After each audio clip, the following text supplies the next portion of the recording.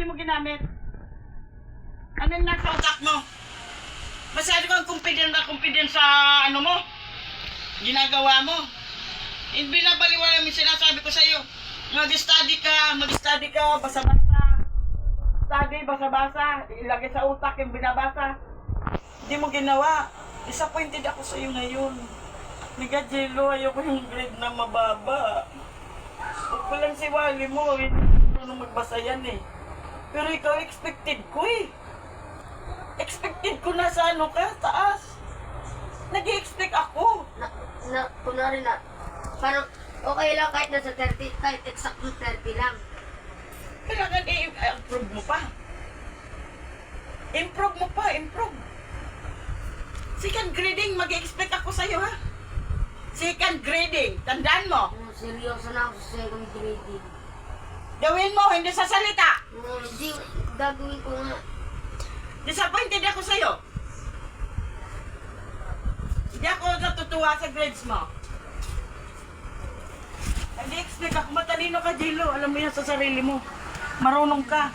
Parang ako Ano nangyari? Maraming salamat sa Nung grade 3 ka, nasa 95 yung ano mo. 95. May 95 ka, Hindi, 96. wait lang. Ano ba yung pasadong grade? 90. Nasa 90, 85. Hindi, yung mga, Bakit? Ano? magkaka ka na award. Nasa 90, above. Anong number yun? 90. 90 ano? 90 above. Kaya nga 90 Anong 90? 90 above. 91, 92, hanggang 100. Ibig sabihin kahit naka 91 lang ako, okay na yun. Okay lang yun. Pero hindi ko matanggap yung mga line of 7 Jilo. Ayaw ko yun. Ayaw ko yun.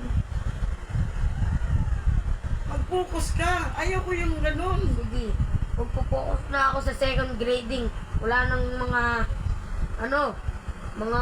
walang... Pag malapit na yung ano nyo, periodical, mag-study ka na. Wala Hard mo, work. Ayaw ko yung... hindi mo na ako lalabas. Mag-study ka, Jello. Alam ko na yan, Lola. Alam ko na yan.